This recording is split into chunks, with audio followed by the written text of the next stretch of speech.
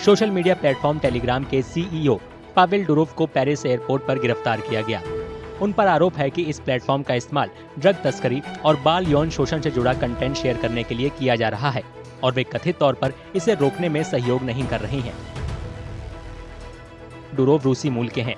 वे Azerbaijan से private jet से Paris पहुंचे थे। नाबालिगों के खिलाफ हिंसा से निपटने के लिए जिम्मेदार फ्रांसीसी एजेंसी OFMIN की तरफ से शुरू की गई जांच के तहत कस्टडी में है। A classical case where the French authorities had been seeing that Telegram has been used extensively for the purposes of committing various illegal activities, and unfortunately, there was not adequate moderation, or shall I say, compliances from the perspective of Telegram, and that's the reason why an arrest warrant was issued, and consequently, the founder was arrested. The bottom line is very clear that you cannot in interconnected today's world argue that I'm not located in your country and hence I don't comply with your law. Messaging app Telegram के करीब 1 अरब user हैं।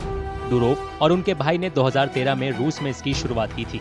Durov 2014 में अपनी company के लिए नया ठिकाना तलाशते हुए रूस से भाग गए थे। दुबई में बसने से पहले उन्होंने बर्लिन, सिंगापुर और सैन फ्रांसिस्को जैसे शहरों में भी आजमाइश की।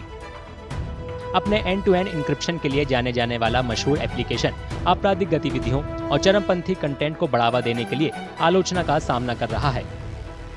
टेलीग्राम रूस, यूक्रेन और संघर्ष से जूझ रहे दूसरे इलाकों में अहम कम्युनिकेशन टूल बना हुआ है। The cybercriminals have realized that Telegram becomes a very important or a convenient platform for the purposes of committing illegal activities, and that's the reason why we've seen massive increase of these cyber frauds using the Telegram route. So many of people are now induced to invest into Ponzi schemes, and they're asked to come to a Telegram group, and lo and behold, then everybody in the Telegram group is talking about the goodness of the concerned company, who's able to give 3 times the return than what the normal people are giving, and a variety of illegal stuff. So the moderation is missing. रूसी सरकार के अधिकारियों ने Durov की गिरफ्तारी पर नाराजगी जताई है। कुछ ने इसे राजनीति से प्रेरित और अभिव्यक्ति की आजादी पर पश्चिम के डबल स्टैंडर्ड का प्रूफ बताया है। फ्रांस के राष्ट्रपति इमैनुअल मैक्रोन ने कहा कि डुरोव की गिरफ्तारी कोई राजनीतिक कदम नहीं बल्कि सही तरीके से जांच का हिस्सा है।